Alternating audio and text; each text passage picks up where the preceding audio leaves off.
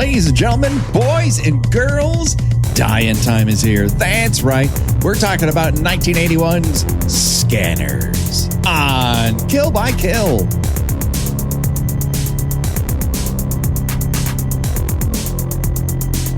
Well, greetings and salutations, Internet. It's your old pal, Patrick Hamilton, coming to you once again from North America. This is the Kill by Kill podcast, where we're dedicated to celebrating the least discussed component of any horror film, the characters. And so we're going to unpack all the goriest details of 1981's David Cronenberg directed Scanners in the hopes that a average ephemeral patient's untimely end is just the beginning of the jokes we might make at their expense. As always, there's only one person I trust to make some very provocative allegations. The one, the only, Gina Radcliffe. How are you doing today, Gina? A completely unremarkable man, a blank of a human being.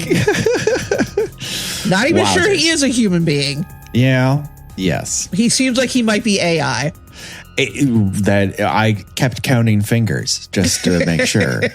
So, this is an interesting one. Not exactly what we had originally had planned, but as I noted in last week's episode, originally Dr. Sleep was going to go in here, and a movie I really, really love, but the director's cut is 3 hours. And after, even with The Shining, I felt like, oh man, there's so much we left on the table. Like, we can absolutely go back to The Shining to talk about more of the details that we just didn't get to, just because the conversation you could come at it from so many different directions is the thing. Absolutely true. And so I was a little intimidated to dive back into it immediately, although it thematically made sense.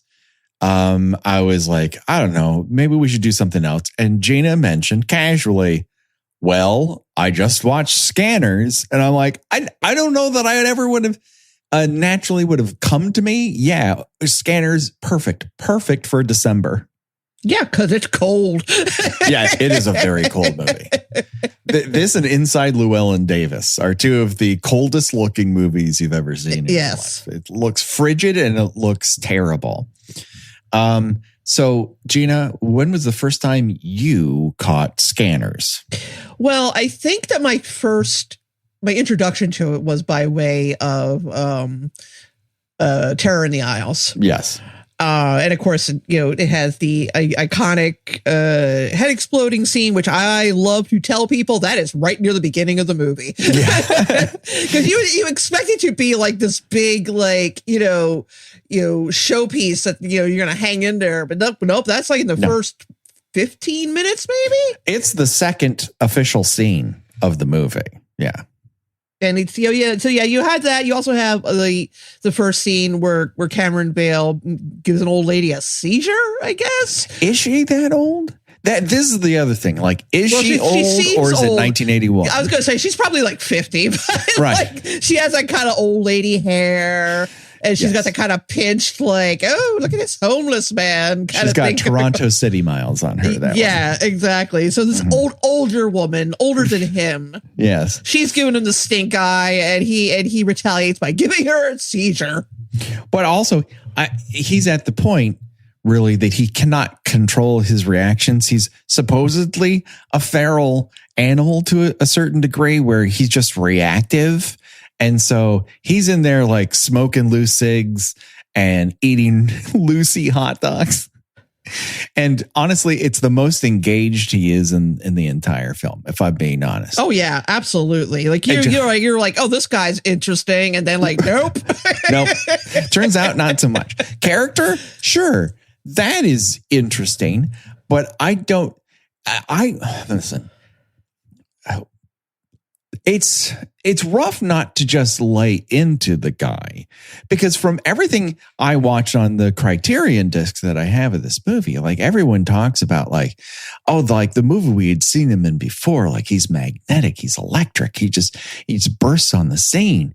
And then I think his idea of underplaying the role is absence of presence. Yeah. And I think you had mentioned to me on text that he's meant to be an empty vessel, as it were, but he's the absence of a vessel for me. He's like the outline of a person. Well, I sort of feel like, he came on set, saw, Michael Ironside rehearsing his lines and was like, oh, fuck this. I can't compete with that. Well, I mean, there's so much in the making of this movie that I think is interesting and informs a lot of how unformed it can feel sometimes. Like let's put this in context. All right. You saw it, first in Terror in the Owls. Same for me. Like whatever this is, I have to get my eyes on it. First time I watched it, undoubtedly on VHS, working at a video store. And obviously the big, huge moments of pulsating veins and exploding heads and ultraviolence are super cool. And also it can be a snooze in parts. It's a little unformed. It's a little weird. And I wasn't sure why until I started digging into the background. So before we specifically get into that, let's talk David Cronenberg, because weirdly enough, when we covered The Dead Zone, we didn't actually get a chance to dig into him so much as we were talking about that particular movie. So, that said, it fits into Cronenberg's filmography entirely, but we didn't do a lot of preamble in terms of Cronenberg specifically in that, and I'd like to do it real quick. Sure. So one thing that has to be said here, and this really comes across in Scanners, is that as a teenager, David Cronenberg was obsessed with superhero and horror comics. And so when he enters college at the University of Toronto, he intends on becoming a writer. But it's only when he started to see completed movies done by other students that he's like, oh, wait a second. You could learn how to make movies. We can make movies here. And he switches automatically. He's like, this is actually, I want to translate all these ideas into visuals. And so the concept of telepathy is something he wanted to write in and work with, is something he toyed with pretty early on. It's a facet of his student film Stereo. And you can watch that on the Criterion disc if you want. But more on that a little bit later. But I think everything you need to know about what David Cronenberg was making in the 70s and 80s can come down to the fact that Cronenberg is a weird science kid born of DC and EC Comics. So, to wit, Shivers is his adaptation of a J.G. Ballard novel, High Rise. Rabid is its, I would say, spiritual sequel. Both are extended explorations of sexually transmitted diseases, but taken to the nth degree. And Shivers, a man-made STD parasite, needs a human orifice to enter in order to infect another person. So you can imagine how that goes. As a result, there's a lot of sexual violence in that film. It is gritty. It is dirty. It has a lot of wear and tear on it, both in terms of its content and the finished result.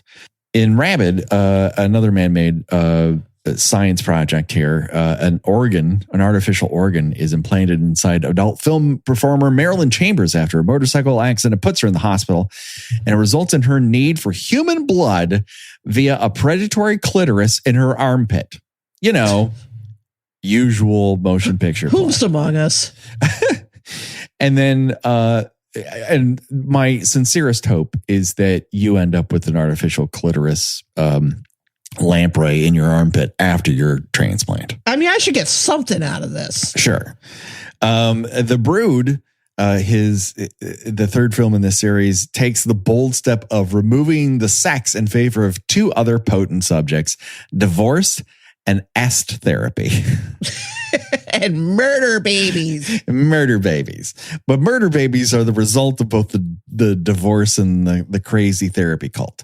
So Cronenberg called it his most autobiographical film at the time, even joking that, and he said this on television, it's my version of Kramer versus Kramer, only more realistic. just to give you a window into the humor of David Cronenberg. He was going through a divorce. So the other component of this that I've always found interesting, we have not talked about this on the show, and I find that strange because this is so 70s, is EST therapy, or Earnhardt Seminars Training, which was a popular self-help and actualization course that gained notoriety in the 1970s for its 2 weekend sessions that often involved marathon hours, intense screaming, and a sprinkling of Zen philosophy on top. Gina, what do you know about EST? I actually did a little research into it for my book. Oh, because I do have a section on self-help. And that basically, like, you were supposed to quote unquote meditate for upwards of 8 to 12 hours in a freezing cold room with very little bathroom breaks. Yeah. Which often involved eventually the participants peeing and or vomiting on themselves and being berated by the group leaders for quote unquote not getting it. Right. Yeah. And then the punchline to that at the end being that there was not anything to get. No. That is the philosophy. Yeah, it's all random is what it comes down to. It's Alfred E. Newman's "What Me Worry" at the end of it. That'll basically be $400. Yeah. Exactly. Come to our exclusive retreat. EST Incorporated was eventually brought down due to controversies stemming from a participant's hospitalization and eventual death after the danger process that Gina was referring to, and an active smear campaign from a genuine cult by the name of, let me look here. Oh, the Cult of Scientology. I'm sorry, Church of Scientology. And Scientology actually sicked the IRS on them. And eventually EST was forced to close down. But basically the brood all boils down to female rage, mad psychiatry science, and kid homunculi, or as Gina aptly put it, murder babies. It's fantastic. We should absolutely cover it on the show at some point. But that just kind of shows you that there's a overriding theme to what Cronenberg was doing. It's not just the body horror. It's that there's these supernatural, artificial elements of mad science that he's Frankensteining, if I were to use a term, onto these other plots. And he's getting out his ideas and feelings about society using this platform. So while Cronenberg has not overtly discussed this next subject, I think it is vital to understanding scanners. And if he has talked about it, I couldn't find it. But Cronenberg grew up likely aware of the 1950s and 1960s thalidomide scandal in the United Kingdom and Europe. The drug was made and marketed by a German pharmaceutical company called Chemi and sold specifically to pregnant mothers to help with anxiety, sleeping issues, and morning sickness. That we know of, the drug affected as much as 100,000 infants. It is estimated it could be twice as much. And 40% of those infants we know about who interacted with that chemical in the first month of the pregnancy, 40% of those children died at or shortly after birth. That product was that product was ever sold to pregnant mothers would make me, I don't know, just a skosh distrustful, maybe even paranoid of big pharma and government oversight. But I also would say, not so paranoid of big pharma and the government oversight that I would stop, let's say, mRNA development from happening to get rid of cancers. You know, I am wary, but I would trust, multiple examinations of a drug rather than just cold cocking it with my weird, boxing glove face. But here's the other advantage David Cronenberg ended up having, and it's very specific to the era in which he came into the industry. It's that he's being given tax shelter money to make movies. And that's how Scanners ends up happening. So let's go back to the 70s. Again, there must be some source code for why 1970s America became so culturally focused on the paranormal and supernatural. And I know this is a weird part of us growing up, but I do actively wonder, like, what the fuck was it about 1970s culture specifically that everyone decided now's the time to figure out what aliens and Bigfoot are up to? And it's not like previous decades hadn't had plenty of media dedicated to the European monster mash of Universal monsters or outer space and atomic monsters in the 50s and 60s. But it's not until the 70s that you get something like, an erotically tinged novel about Bigfoot. Like that's very specifically 1977 coded. Yes, that book exists. It's called The Spirit. It's been re-released. They talk about it in Paperbacks from Hell. It's something you have to read about to understand.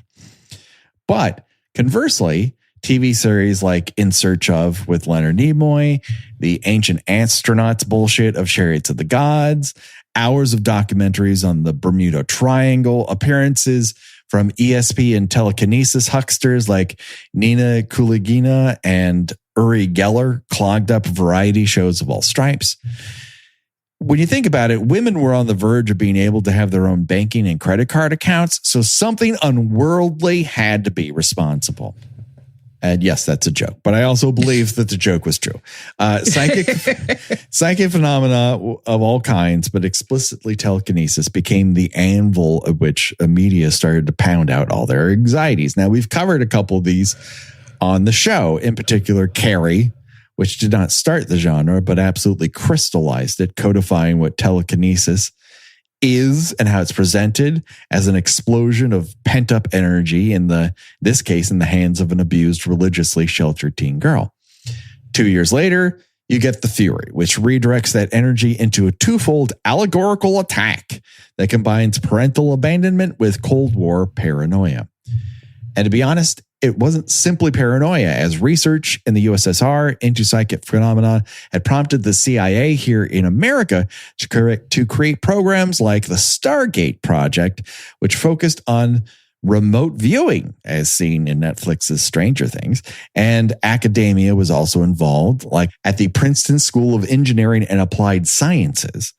They conducted what were called the PAIR studies, which examined psychokinesis and pyrokinesis with lots of military industrial complex funding. So post that 1-2 punch of Carrie and The Fury, which if you haven't listened to, I can't urge you to do enough. More people need to listen to that Fury episode. It's fantastic. More people need to watch The Fury. But there was a more exploitation-oriented fare that mined this same telekinetic territory, which included TV projects like The Spell and The Initiation of Sarah, the grimy yet hallucinatory Ozploitation shocker Patrick, which features a lot of spitting. So if you're into that, congrats. There's somebody. Boring junk like the Medusa Touch. And the truly bonkers 1979 inspo Tourist Trap, which inspired the remake of House of Wax. If you've never heard the Pino Donaggio score for Tourist Trap, prepare to lose your mind involuntarily. It's one of the great brawless horror films of all time. Have you caught The Spell, Initiation, Patrick, Tourist Trap? Have you watched any of those? I believe I've seen The Initiation of Sarah. You know what? I keep confusing Patrick with another movie called The Sender. Oh, which I think they're very similar in theme to some degree. Yes. And I guess I have seen Tourist Trap. Yeah. The Sender is a lot slower and more boring. Patrick is very hyper weird and grimy and Australian. And if you enjoy Kill Bill, you should absolutely check out Patrick, because Tarantino just liberally swipes from Patrick for the a segment of that motion picture. But it's Scanners in 1981 that kind of compresses, I think, what Carrie and the Fury bring to the table, and obviously leeches a lot of exploitation stuff from Patrick and Tourist Trap, but really codifies it in pop culture shorthand. We get bladderfied effects, we get exploding heads, and we got a lot of forehead gripping. It's metaphorical like Carrie. It's willing to go there like the Fury, but it's deeply frigid and Canadian, plus heads explode. And that's my preamble to all of this. That's a good preamble. That is an excellent preamble. Thank you. You know, I started going off and it just all came out of me. And then I had to research. If you were like standing up on stage, I'd be like, yeah, it's my boy. Come on. We haven't even gotten into the Canadian tax shelter fund, but which I won't bore people like. But essentially, it's like the same thing that prompted Australia's, Ozploitation run, in that you would have all these small businesses and individuals who wanted to shelter their money, and they could pay tax or they could put it into the fund, and the fund would go into these art projects, and they might end up with profits at the end of it, or their income would be shielded from taxation as a result. And Cronenberg is far and away like probably the most important filmmaker to come out of that scene. Now, granted, Ivan Reitman would create bigger box office eventually, but that's only once he reached the States. I think Cronenberg is the person who makes the most out of that in both creating great Canuxsploitation and Canuxsploitation with artistic merit. Like he balances those things out. And I think the issue with Scanners is part of the way it was funded was they basically asked at this point, do you have a movie idea? And he goes, yeah, I have this thing about psychics and medical experiments and like chemicals being put in the water and stuff like that. And they're like, great, it starts in 2 weeks. And he doesn't have a script. He has a concept of a plan going forward. And so this is where I think Cronenberg's superhero fandom comes into play, because you don't see that much in the other films. But here you get Scanners is basically a David Cronenberg Marvel movie, or more pointedly, an X-Men movie. As people who possess this telepathic power are born with it. In the X-Men, mutants are children of the atom, and their powers occur at puberty. But in Scanners, they're the children of two military industrial giants, these secretive, private weapons manufacturer Concept, and this pharmaceutical firm called Biocarbon Amalgamate, which creates a drug called ephemeral. See it written down, and then you're like, oh, ephemeral. Oh, okay, I get it. And it causes telepathic development in human beings. It also happens to drive them insane if they don't get a regular dose of it. And thus Scanners sets up its own X-Men versus Brotherhood of Evil Mutants, where you have a battle between Daryl Revick, a Magneto with malignant intent for the unenhanced humanity masses, and Cameron Vale, the world's most boring, lifeless version of Cyclops. I was gonna say, like, it's like the X-Men. It's like X-Men, but if your reaction to the hero winning at the end is, I guess, sure, might as well. Yeah, sometimes that guy, you're not sure the actor knows he's on camera. And then Dr. Ruth is Ruth is Professor X. That never fails to amuse me every time people talk very seriously about a Dr. Ruth. How could you possibly have known? Yes, there will be Dr. Ruth jokes coming up. And like Professor X, you also get to hear what that character's thinking sometimes. He just has monologues in his head. But Cronenberg said out loud in multiple places, like Scanners is superhero comic book level wish fulfillment. But it's a Cronenberg flick, and that means that power comes with a terrible physical price. Now, you mentioned Michael Ironside. He plays Revok here. And the crazy thing about this is he was hired to do the one scene where he's being interviewed about why he tried to drill a hole in his head. This was just it was just supposed to be like a rando or something. This is supposed to be just background of you watching him watch a tape of one other scanner and what they had done to themselves. And he's so compelling and so magnetic in that one scene. Everyone goes, this is who we're getting behind. Yeah, it's like that guy's fucking weird. Let's give him more to do. So on one hand, the crunched time frame taketh away, right? You don't have a finished script. You don't really know what you're doing day to day. Cronenberg has said on multiple occasions, this was the most difficult movie for him to ever make because it was run and gun.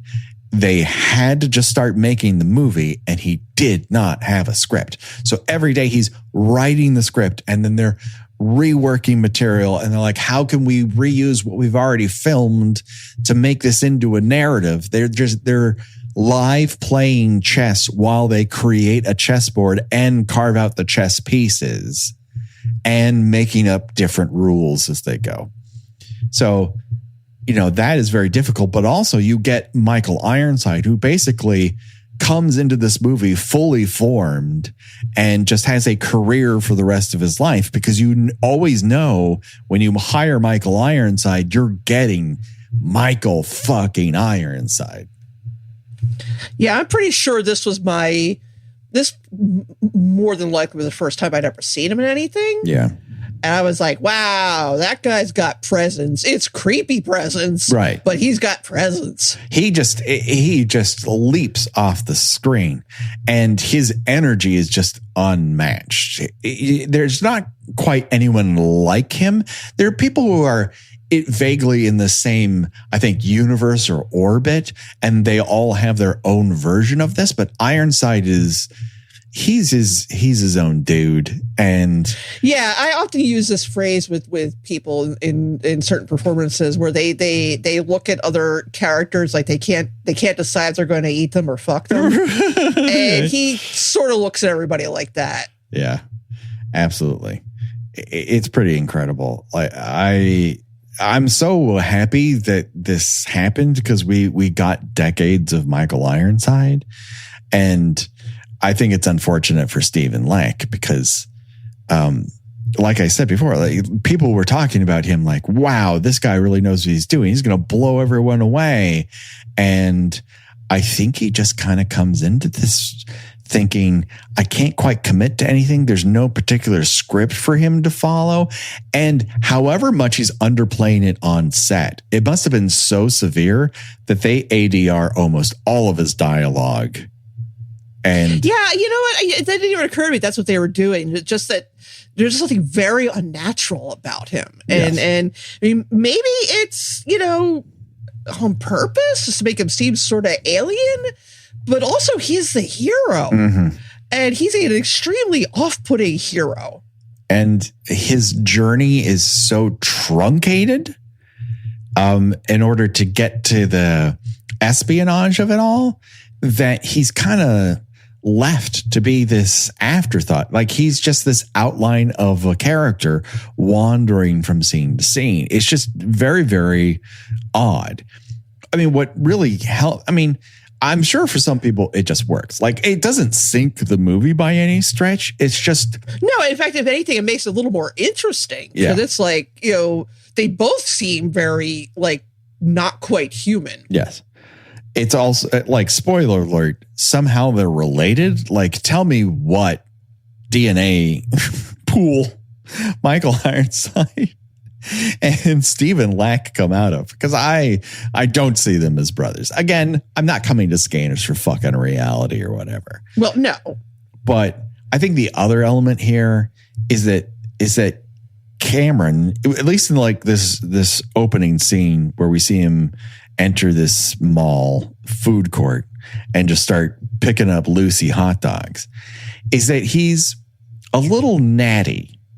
Like he's too put together for what people are calling like a feral, unhoused individual. Yeah, he sort of looks like he's doing like a community theater homeless man. Yes. I mean, again, I don't need him to appear like a cartoon train-bound hobo with a satchel on his back. No, but he should look like that he's been out doing this and fending for himself for a while. Yeah.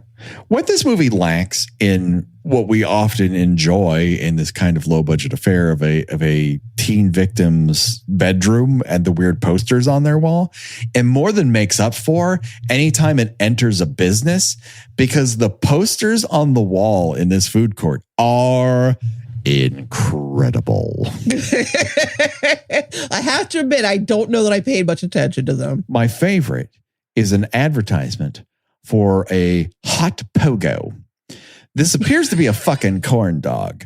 I was going to say, our Canadian fans, could you shed some light on possibly what a Hot Pogo is? Are they still selling corn dogs as Hot Pogos?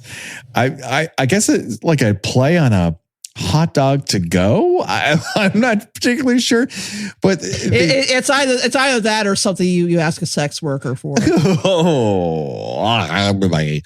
But yeah, we never see anyone consume a hot pogo, just cold pogos, I guess. Just whatever he can pick up off the table. He even picks up fries from people who are at the table. He just goes over and scoops up some fries and puts it in his mouth. He's just like, he eating this?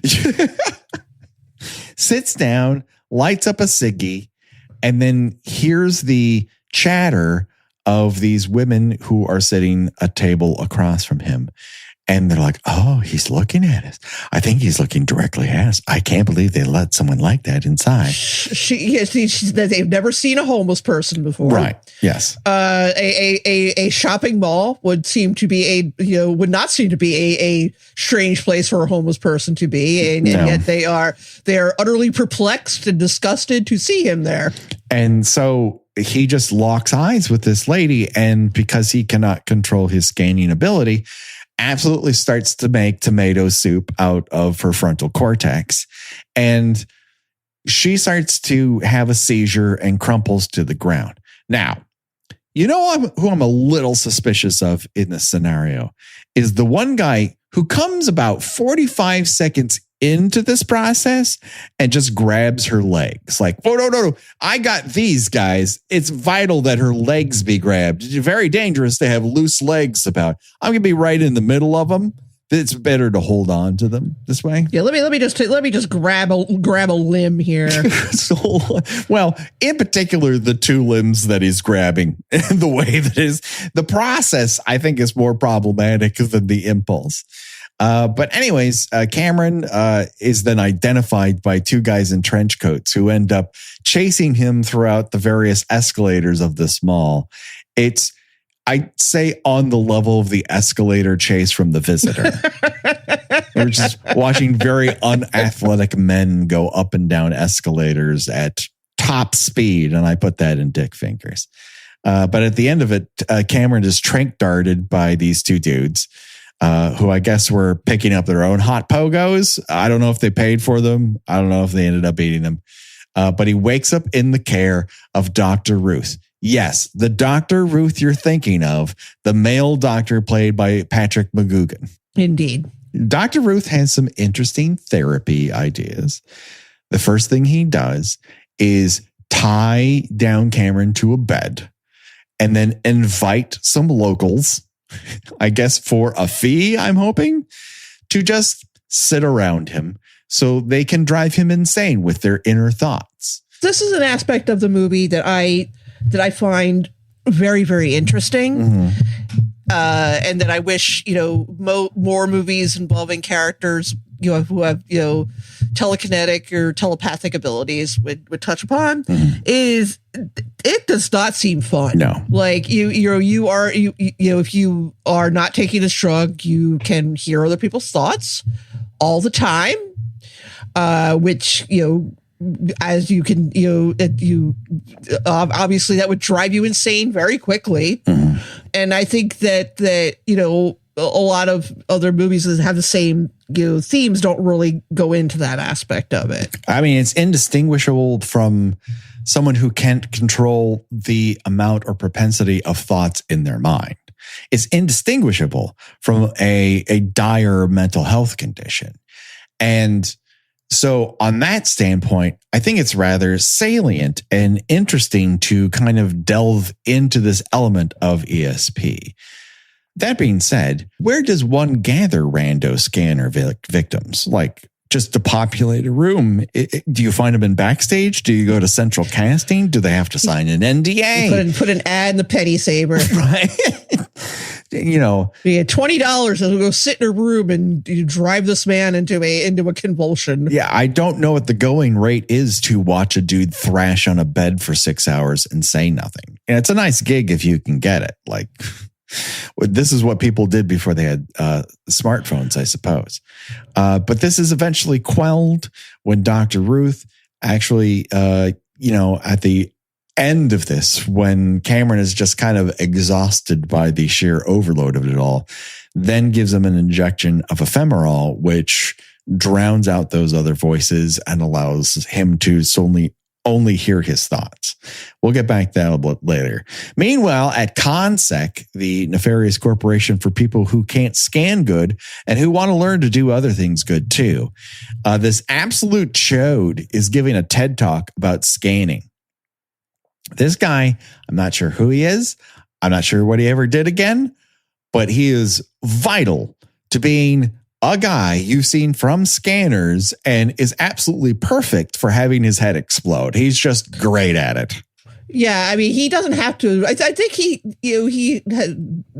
did other work in Canadian film, but this is pretty much all that he's known for, and that's all he needs to be known for. That's right. He is Scanner guy. He is Scanner guy, and he's in this sort of presentation room, and he's like, "Hey, who wants to be scanned? It's a painful process. Your nose will probably bleed." And weirdly enough, there's not a lot of takers in the who wants to be scanned request. But Michael Ironside raises his hand. Like, Michael Ironside pulls a real kind of more of a comment, really. And boy, does he have a comment. Oh, he's got a comment. He is going to take it offline, however. So he goes down to the table and the guy's like, all right, just think of something, a specific thing, make it personal perhaps, but not something that violates your job or confidentiality or anything like that. And Michael Ironside, do I have to close my eyes? He's like, no, I can do it. It's not a problem. And then they start grimacing at one another for 45 seconds. Automatically, Michael Ironside's temple starts to bladder up and down, up and down. Just a wee one on the left side. And then that's what reminded me. Oh, yeah. Dick the Exorcist Smith is doing all the bladder work here. So it's pretty good. It is pretty good. And then it gets to the point where this guy is kind of like, yeah, you would think that like, I mean, that room has about 50 people in that room. You would think that when they start making the sounds and all that, like somebody say, hey guys, is that supposed to be happening? Weirdly enough, they're not thrown by that. And even after the head explodes, most of the reaction to it is ADR. It's a lot of, oh my God, oh no. And then when it cuts to the crowd, they're kind of nonplussed for having just witnessed a man's head explode. It's like, I don't know. Should we leave? Do you need your privacy? I would love it if like they really need someone to like just cut to like a woman and a man, and like the woman leans over and does the whole Jim Gaffigan. Is that supposed to be happening? Is his head supposed to explode? I was gonna say, I don't like how much he's shaking. That's a big mess. Can they put that back together? That looks unsafe. I don't know. I'm glad I didn't volunteer, honestly. If that's what's going to happen, my dry cleaning bill cannot take this much scanning. And so one guy's like, everybody leave the room. And so people saunter up to the back exit. And then the Michael Ironside is kind of like, exit, stage left even. And this guy's like, no. You're coming with me. And so they haul him off. I love how they grab him and he's like, I didn't do anything. What, like, me? Like, I don't know. His head just did that. Did I plant dynamite next to that guy? His head exploded. I'm not inside his head. He's the scanner. I'm a normal guy who just works here. Send a memo. And this guy with a gun puts a gun in his back and marches him off. And then they meet up with the least trustworthy doctor I've seen since Dr. Nicholas Van Helsing joined the Cannonball Run. Oh, wow. Now, I apologize for everyone who doesn't understand that reference. Just know it's perfect. It is a perfect reference. Just because you don't know it, this is an MST3K moment. You should have that Wikipedia page open for references on this show, okay? But Revok looks at him and goes, why don't you inject yourself with that sedative? Which, of course, the guy does. And I don't know how the three other guys involved in holding him down don't notice this, but whatever. I'm not coming to fucking Scanish realism. But Michael Ironside's the only guy who can be weird while passing out. Yeah. Just like, oh, I've been injected with poison. Let me pass out here. Well, he's like leering while passing out. It's the most interesting passing out you've ever seen. I'm not making fun of it. I'm invested in it. Like, he's making it happen. But this extraction process goes really well because they drive off in the largest cars you've ever seen in your life. Concept just has a fleet of landboats that they take everyone in. And Revok manages to scan the guy in the car ahead of them into driving into another fucking car, and it just explodes. And then the guy who had his gun to his back manages to get him to shoot two other guys and then himself. Yeah, I think that they probably needed a little more tranquilizer. Yeah. Than what they took. No, you should just keep shooting him up. Maybe an IV bag full of tranquilizer is the way to go. But then again, Revok would just probably convince the doctor not to actually put it in his arm like the nurses did to me when I woke up from my gallbladder surgery, only to learn that the painkiller that I kept, pressing was just staining my arm in the bed. I'm like, oh, no. Usually I would be passed out. The nurses are like, wow, you're really going to town. I'm like, nothing happens. And it was only Becky who was like, I'm going to ask a nurse about this. And then they plugged it into my arm. I hit it once and I didn't wake up for 3 hours. Anyways, Revok manages to, get the best of the entire extraction group, have all of them kill themselves and leave him alive. He's good. No, he's the best. Speaking of MST3K. So then we go to this meeting where we meet Keller. He is the new head of security for Consec, where the elite meet to turn heads into exploding meat. Keller does not believe in weaponizing, quote, psychic curiosities or dolphins. So I guess he wouldn't unwittingly train a dolphin to assassinate the president of the United States. No, he would not. Maybe the Canadian Prime Minister. Maybe. That day the dolphin's going to have to happen another day. That's right. When is Day of the Dolphin Day here on Kill by Kill? Maybe for our 10th anniversary. And no matter what you think of Dr. Ruth or his proclivities or his methods or his goals, I have to say this. This guy hasn't mentioned sex once. in this movie. No. Not safe sex, not unsafe sex, not having more sex, or maybe you should have less sex. It's almost an absence of any kind of sexual education at all. Absolutely not. Dr. Ruth wants Cameron, the guy he rescued off the street, to infiltrate what he describes as the scanner underground, which he believes is being led by Revok. Cameron's training lasts all of one session with a yogi. All he has to do is make this guy's heartbeat faster. He does. He doesn't stop until he wants to. Then he does. And he's like, hey, I'm ESP James Bond. Get me in the field, boss. That's it.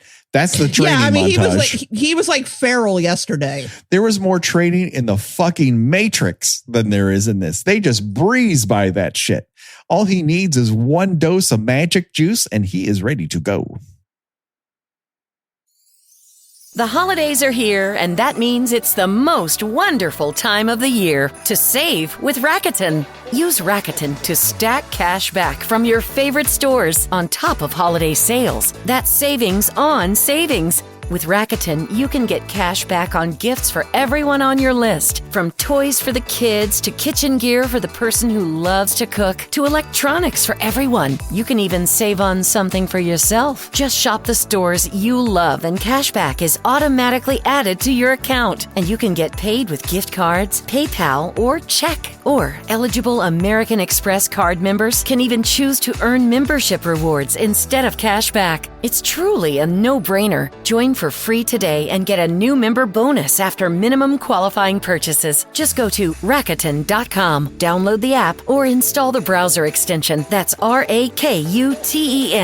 Terms and conditions apply. Cameron tries to get information from an artist who keeps his scanning madness at bay with creating art that really looks like David Cronenberg made it based on everything else that I've ever seen of David Cronenberg's art. Anyways. Yeah, I was going to say he deals this plight by making unsettling art. Yes. But when Cameron uses scanning ability to track him down, it turns out that it's all a ploy to get them both in the same place and murderize them with a team of assassins, but not the dolphin kind, the kind that have shotguns. And these guys shoot at this artist a whole bunch, and there's 4 of them, and they take turns shooting at this guy. And I'd say their kill rate is 1 in 12 shots. Yeah, they are for assassins. They are not their aims are not good. The only thing they're missing are stormtrooper helmets. Their aim sucks, especially with so much on the line.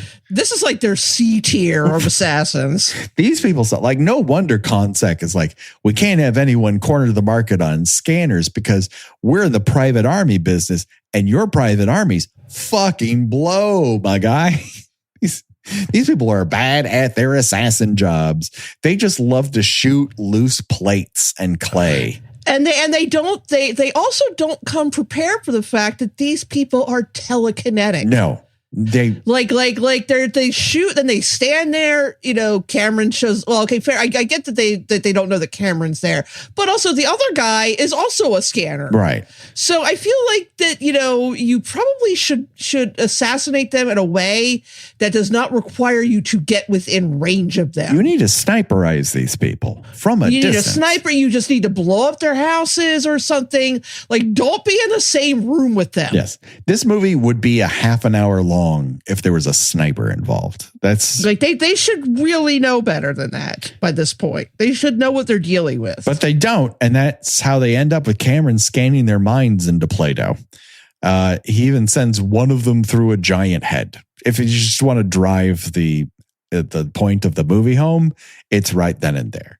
And Cameron then for the next, I'd say 45 minutes, just continues his path of destruction where anyone he meets, visits, talks to ends up shot to death or tossed from a second floor to the first. It's just person after person after person that he meets is like, you want to know more about scanners? let's have a big scan orgy where we all talk to each other in our minds, and none of us can pick up on the fact that there are two assassins ready to come in and shotgun us to death. Nope, doesn't happen. And Cameron just sort of reacts to everything with blink. Right. He's just sort of befuddled stare. He never reacts to anything. He's never angry. I guess the idea is he's drugged to the eyeballs. Yeah. But at the same time, it does not make him a compelling hero. Yes. I think if Cronenberg kind of knew his exact plan from the word go, he probably would have created a more dynamic lead character. Or if he was a blank, that he would go from blank to having more personality the longer this goes. Unfortunately, that just doesn't happen. He's just a blank throughout. It's an odd choice. It doesn't sink the movie. It's just weird that he's the only person acting in this particular manner. It makes it, it makes it an unsettling movie. Yeah. So this scanning orgy that I discussed is a bunch of these scanners sitting around a lamp on the ground doing an est meditation. 3 of these scanners get blown away. And then when camera was, for some reason, they don't hear it until the third guy. And then camera wakes up and goes, "Oh, you're on fire now." And pyrokinesis just starts to happen in this movie after that. They make their escape in this dirty yellow van that has school bus stenciled across the front of it. Don't worry. They're attacked in a drive-by by more shotgun-wielding assassins, and they end up careening sideways into it is a record shop. And again, it would be my heart of hearts wanted at least one of the people in that van to have a yellow t-shirt that read school bus, so we could recreate that hot dog car sketch from I Think You Should Leave. That does not happen. But this is where we really start to get to know Kim, played by Jennifer O'Neill, who this isn't her first psychic ESP movie. She was in the Italian The Psychic, which is a bonkers motion picture that involves a lot of driving off a cliff. She's just one of those like 70s hot ladies. And here you don't really get to see much of her glorious hair because she's always wearing a toque. But she reveals some of her backstory. She has a harder time recovering from using her scanning ability. And so they're kind of holed up in a small, storage room within Discnode. And this is where we see this poster for a band I'd never heard before called Herman Brood and His Wild Romance. And I thought to myself, this is either Canadian or made up. The problem was, it's neither. They're very real and they're very Dutch. Their first album was released in 1979 and was often described in the press as new wave. But if you listen to their songs, and Gina, I did, I would say it sounds more like someone trying to be the New York Dolls and coming up short. There's a lot of saloon-y style piano that's trying to make rock and roll with urgency. Like, I would almost say it's Bruce Springsteen and the E Street Band. It just all feels off because they don't really have a point of view. Great name, though. Anyways, that is a great name. It is. I wanted to do that for every poster. We would never shut off this podcast if I did it. But should we though? Right. Just keep going. I mean, this is the stuff that people enjoy. It's true. I regret that this isn't the type of movie I would even normally even think to actually look in the background for. And now I'm sorry I didn't. Well, I don't know that I ever noticed it before, but again, I have the Blu-ray from Criterion. So it's just very well presented and it's very crisply there. And I'm like, what the fuck is Herman Brood and His Wild Romance? And I'm thinking this has to be some sort of Cronenberg in-joke. No, if it was, kudos, but like that's a real fucking band. But the rest of it is like there's one Donna Summer album. There's a lot of Canadian. Those people existed in pop music, kind of in Canada they did, but not anyone. None of the stories were as interesting or as very highly placed as Herman Brood and his Wild Romance. Yeah, Herman Brood was apparently so well regarded that when he died, U2 dedicated songs to him in 3 of their shows. So he meant something to people, not to me, but that doesn't, it's just my first impression of his work. But 2 other assassins try to kill Cameron and Kim. But Cameron forces them to give up a clue before knocking them off, and that is a vial of ephemeral made by biocarbon amalgamate, creating tomorrow's problems today. Cameron then infiltrates biocarbon amalgamate and learns in a scene that looks eerily familiar to the International Man of Mystery infiltrating Dr. Evil's lair. There's a lot of white jumpsuit work being done here. So Cameron infiltrates this company and learns that ephemeral is a drug that they created and that there's some sort of connection to ConSec via this computer portal he manages to connect to.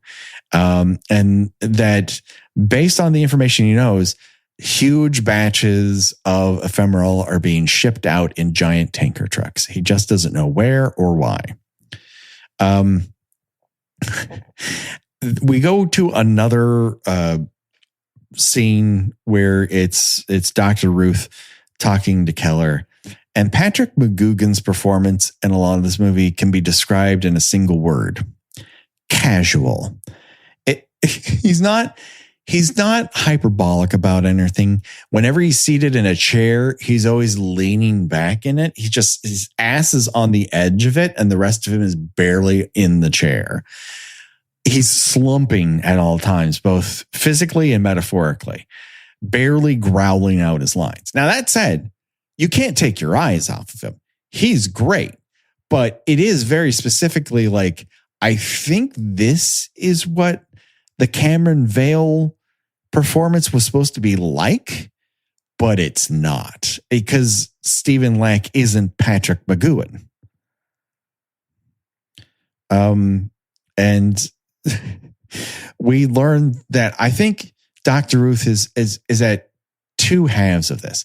He knows that scanners are too dangerous to be out there doing what they're doing.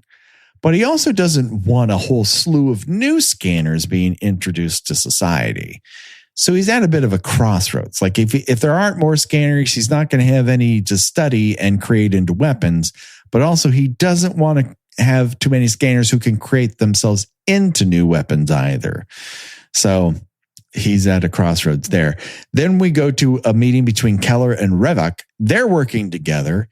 And their meeting place is a subway station that I believe is the same subway station as seen in Deadly Eyes, the giant rats. Oops, actually, it's Small Dogs in Rat Costumes movie. Is it? Yes.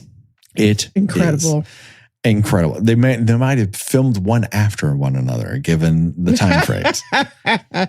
But the little dachshund runs over Michael Ironside's foot as he walks off the set. Cameron convinces Kim to take a deal with ConSec and give up where she knows Revok is. The thing is, she doesn't know where he is. I think she's just looking to not have people fucking shoot at her anymore. But once they come in, Keller, who we know is actually working with Revok, means to isolate her so he can kill her, which has worked out for everyone in this. Oh, I'm sorry. I'm reading my notes. Hasn't worked out for anyone in this movie. No. And then meanwhile, Cameron gives Dr. Ruth a download. Speaking of, Cameron says that this program that ConSec wrote for biochemical is called RIPE. So immediately, I think you're on the same page as I am, Gene. I assume we need to get Tron on the job. Someone called Tron. Yes. Protect the users. But no, he's like, No, actually what you can do is you can hack the computer system just like you would a mind. And you're like, what? I'm sorry, that's something they can do? Can they all do? Can he do that? Why can they do that? Because the movie needs him to do that. And boy, this is there's certain I very much enjoy this movie, but there's a lot of pulling stuff out of one's ass for in it as well to keep the plot moving, which makes sense because Cronenberg is literally pulling every idea out of his ass to just push the movie forward. Cameron develops a new ability seemingly every scene. Yes. It's like, he could give people seizures. Oh, he could hear thoughts. Oh, he could set people on fire. Yeah. Oh, he could actually control computers too. It's a wild idea. It's not to say that Cronenberg doesn't pull it off. He absolutely does, but it is one of those things. Which is interesting because Revik does not seem to his mind control powers seem very powerful. Yes, but that's all he seems to be able to do. Yeah. He seems to be able to get into people's heads and give them ideas or explode them. And those are great powers. He doesn't honestly need any other powers to get done what he wants to get done in the end. But it is weird that Cameron, who learned how to only hear his own thoughts yesterday, and 1 week later is like, I'm hacking the system, hack the world, everybody. And he's wearing silver bib overalls. Cornrows. Hackers, everybody, look it up. Come on, somebody's got to be able to Photoshop that for us. Do it on the Canva or something. I can't wait to hear the new Apple reviews we're going to get. They made a lot of references, and then they kept cajoling people to look up the references. Is that what this is? There was a lot of background, but also they kept saying, "I'm not explaining this. Look it up." They kept giving us homework. At first it was a lecture, and then they gave a lot of homework, and I'm not sure that's how a podcast works. It does now, suckers. Keller gets scanned by Kim before he can shoot her in the back of the head. And he just crumples to the ground with the nosebleed. And then Keller wakes up from that, hits the alarm, and shoots Dr. Ruth in the back of the head. Now, what I did not anticipate in the scenes leading up to that was that Dr. Ruth would have a monologue both in his head and out loud to himself. And I'm not really sure is he sending that information to Cameron? Because Cameron does seem to hear him to a certain degree, but he's not actively is he sending those thoughts to Cameron? I think that he is. Okay. Yeah. All right. Because when Ruth is shot, Cameron reacts. He's like, oh shit. So maybe that connection is just lopped off. I don't know. I'm picking it up via context clues, but I also feel it's one of those things where under normal circumstances, Cronenberg would have had a scene between them and couldn't do it and couldn't make up for it. And it's like, fuck it. They're talking to each other via the mind space. And then as they're exiting, Kim and Cameron are confronted by two security guards. And then Kim makes the one security guard see that security guard's mom. And I have to assume he has a very bad relationship with his mom because he just crumples. Or she died or something. Yeah, it's an odd one. It's not exactly mind exploding. I'll put it that way. But again, it's another one of those things where they can do that. Well, she can now. Speaking of, this is when we get into the matrix of it all, because Cameron and Kim go to a nearby gas station, pull their motherfucking SS battleship of a fucking car into a slot and go into a phone booth. You don't know what that is? Look it up, kids. And they get on the phone and Cameron's like, I'm just going to dial up Consec and hack their computer, I guess. And Keller goes to where the IT department is. It's like, we need to erase everything. And they're like, well, if he can actually hack the computer system, we'll just shut it down while he's in, and that will shut down his brain because they're connected. And Keller's like, you can do that? And they're like, I don't know. Computers operate via tapes. I don't know how the fuck it works. And like, okay. So while Cameron is looking at this micro photography of transmitters and whatnot, he garners all this information as to exactly what Revok's plan is, which is to ship out all of this ephemeral to doctors and have them prescribe them to pregnant women so that their children will come out scanners. So Keller's like, we need to kill this guy, shut off the computer. And they do.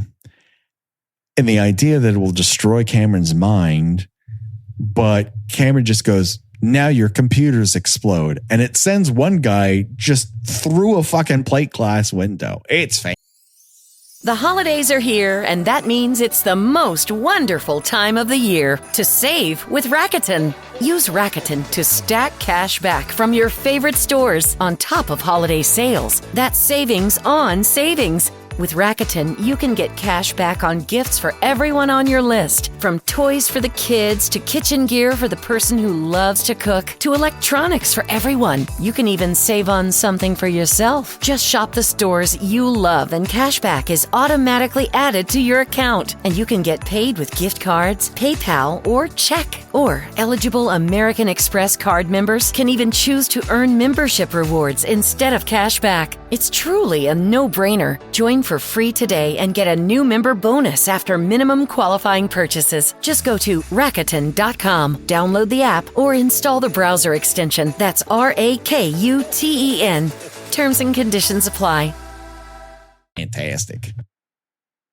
Yeah, he just sort of like, nope. I'm just sending a thought ball or something through this computer system. Thought ball. So he blows up that whole room. That kills Keller. In addition, but I don't know how many people live and die in that scene. It's a little weirdly filmed, but they now learn what it is. And meanwhile, the phone melts in Cameron's hand, and he's just like, "Actually, that's fine. It's warm and it's very cold out here." But also the gas station explodes, like it's out of Christine. Yeah, it's like the phone was like connected directly to the gas pump. Well, because the phone lines go underneath the gas pump or to the side. I don't know. It's just he affects everything electronic now. Although gas pumps at that time were not electronic. So again, I don't know. It's a fun fireball. What do I care? So Kim and Cameron go to one of the addresses that the RIPE program gave them. It turns out it is a obstetrician's office, and an unborn baby scans Kim to the point where she gets a nosebleed. She's like, hey, what's up? What's up, lady? Hey, lady. What you doing, lady? Just reaching out to mines. And so as they're escaping from that situation, Kim is trank darted by Revok, and when Cameron can no longer carry her body because he's not a physical specimen, I suppose, Revok trank darts him, and he wakes up inside the offices of Consec, or is it Biochemical Amalgam? I don't recall. It doesn't matter. They wake up inside this anonymous concrete bunker. And Revok goes, hey, guess what? I have a plan. And that plan is we rule society together amongst a whole bunch of unborn scanners that are going to be introduced to the world. And Cameron's kind of like, actually, I don't enjoy being a scanner and don't think that that's a good idea. And you killed the man who cured me of being insane. And Revok's like, come on, give me a little bit more credit. He may have acted like a father to you and might have been a father to you in some ways, but actually we're brothers. Dun, dun, dun. Yeah, that's another, like, you pulled that right out of your butt before filming this, didn't you? Don't need to be brothers. David Cronenberg. Yeah, it doesn't make this scene any more different or interesting as a result. It's just like, you're the most powerful scanner I've come across. We should rule together. Yeah, you could he basically could have just done a we're more alike than you think, you and I. Yeah, we're the two oldest born scanners, and therefore also, we're are they gonna just take care of these scanner babies on their own? Sure. No, any sort of babysitting service Daryl Revick is running, I want to be a part of. They're just like a sitcom in the making for just like daddy daycare. My two dads, only it's hundreds of scanner babies. Sure. Makes perfect sense. And so just like they got like those, what do they call those? The dummies that they use for like on Mythbusters with the crash test dummies. Yeah, well, yeah, the ones that actually have like the gel inside. Oh, sure, them. yeah. And like just practicing like blowing up heads in like a little classroom and all. And nap time is very fraught. There's a lot of destruction happening. They have to do it underground in a military bunker. Little Jimmy's hungry. You know what that means. We lost 2 nurses. I'm hungry. No, you're not. No, I'm not. So, yeah, it's kind of like we should rule all of this together. And Cameron's like, no, I'm Luke Skywalker and you're Darth Vader somehow. And let's scanner fight. And so Revick's like, whatever, I'm going to suck your brain dry. And that's just like the best line in the entire movie. And it's fucking awesome. Oh yeah. And like I said, he's eating and leaving no crumbs, as the kids like to say. It's a lot of explodo veins. It's a lot of loose blood coming from everywhere. It's a lot of little eye goop. Yes. It's a lot of inexplicably black blood. A lot of black blood. A lot of, all of a sudden, my palms of my hand burst into flames like I'm on My Hero Academia. He's a little Jesus-y in the one shot. Little Jesus-y. Jesus's eyes don't explode very often. Not in my Christmas story, anyways, or Easter. I was going to say not in my religion. No. But somewhere in the course of this fight, it looks like Cameron loses, but it turns out he's actually just swapped bodies, trapped Revick in the old Cameron body and left it on fire, to the point when Kim re-enters, it's just cinder, and Cameron Revick is in the corner hiding underneath a coat, and he's got different eyes.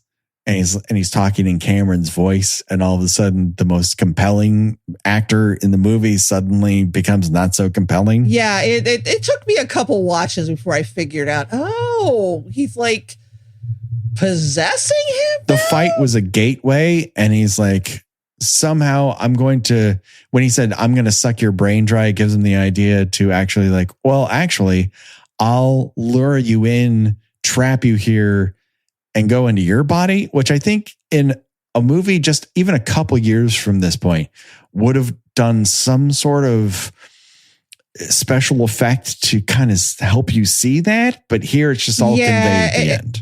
And here again, if you move the camera just several inches to the right, you can just see David Cronenberg's bare ass from where he pulled this ending out. Yeah. And again, despite how much, just on the fly this feels, it still works because it makes it a very weird, and I don't know what's going to happen next movie. It feels because he didn't know what was going to happen. It feels untrustworthy. I don't really know how much of this to take on. It seems to shift just a little bit. The dial keeps turning towards another ability, another level. I don't know if this is a triumphant ending or not. I don't know how to feel about this ending. It feels kind of ambiguous. I do wonder. I don't know if anyone's asked the Wachowski sisters whether or not this had any effect on the Matrix philosophy at any point for them. That movie is such a bouillabaisse of so many different aspects. But I do wonder if this had something, because there's a lot of proto-Matrix stuff in here. Not to go all room 237 on it, but it does seem to be part of the Matrix DNA, which makes sense because the Wachowskis are like culture sponges and they just soak it all in and then they put it into this other interesting bucket. Yeah. And in the end, this movie is cool as hell and makes absolutely no sense at all. I don't care. No, yeah, that's pretty much that sums it up. Like what happens? I have no idea. Stuff. Well, how many times have you seen it? 3 or 4 at least. I've seen, and you still don't know what happens in it. No. I mean, I know the plot of it, but as to what the story is, I could give you a basic overview. Yeah. But if you want me to go any deeper into the whys or the whos or, what does it all mean? I'd be like, meh. Yeah. Like it finishes the math problem. And if you were to ask me like, well, how does that math work? I'm like, no, that's not for me. I think the answer's right. And the numbers look good, but I don't know how you got from point A to point B. Sorry, I just don't. And I don't care. That's what it comes down to. It entertains me enough that I do not care. Exactly. But what I do care about deeply is choosing your own death venture. That's where I decide and you decide, Gina, and our non-existent guest decides on their own at home, who does not tell us, of the deaths portrayed in this motion picture. If you were forced to die in one of those ways, what would it be and why? Up for bid today, we have massive head explosion, drive into another car and explode ×2, shot in the chest, shot in the gut, shot in the head, shotgun to death, minds melted via scanning, thrown down the stairs from the second floor onto the first, shot with a shotgun ×3, pyrokinetically set on fire and shoved hard ×2, gunned down inside a dirty van ×3, crash into it's the Disc Mart. Disc Mart, everybody. That makes more sense. Shot in the back of the head, defenestrated through a window after an explosion, blow up in a gas station, blow up by a self-destructing computer ×2, explode chunks of yourself, including your eyes, then transfer your consciousness into your enemy, and that enemy is then put into your old body to burn up and die. So, Gina, what say you? Well, my first thought was head exploded because I figured, well, no one's ever going to forget that. But it looks pretty painful leading up to that point. Right. And you kind of know something bad's about to happen to you. So I don't think I want that. So you know what? I'm going to take my mind being melted by a scanning because it's halfway there anyway. Sure. Now, do you want the kind that flings your body or you just melt to the ground? I guess I just collapse and presumably my brain just turns to soup and I just die or just check out permanently. Yeah, that makes sense. There's not a lot of great ways to die. Not really, but no. On the whole, I think exploded and defenestrated through a window, because the last thought in that guy's head is, this isn't working the way I thought, and then it's gone. He's just exploded. And we only see his body go through a window. His mind was gone well before that. That's true. That's true. But that's about it, kids. Find us on Patreon. We've got lots of bonus episodes. If you like the show, you will really like what we have for you on Patreon. We give you three new episodes every single month. We do bonus episodes. We answer your questions, and we do movie commentaries. Find us on your social medias, with the exception of Twitter. Fuck that place. And you can talk back to us there, or via Spotify or YouTube. Please subscribe to us there. Even if you don't listen, it helps us spread and raise awareness of the channel. Speaking of which, if you rate and review us on iTunes, you can help us be seen and heard by more people. Gina, where can people find you on these here internets? I write about pop culture and current events on my newsletter, GinaWatchesThings.ghost.io, and I am on most social medias under Gina Does Things. We also have a Discord server, which is very popular right now. Lots of people talking about the new movies we cover, movies they want us to cover, and chatting about Welcome to Derry. If that is a thing that you want to discuss, they are talking about it after every single episode, which is great. We have a place for you to do that. You can even find us on Facebook. It's not quite as active. Discord really seems to be active, so that's great. And look at our t-shirt shop. We have lots of t-shirts, and it's not too late for the holidays to order a t-shirt right now. That just about does it, but don't worry, folks. The body count will continue. For myself and for Gina, bye-bye, everybody. Bye! They're all gonna laugh at you! Happy holidays! Want to give your host a gift? Consider subscribing, rating, and reviewing the show this holiday season. It really helps the show grow. From all of us at Believe, have a Merry Christmas, everyone, and a happy holiday.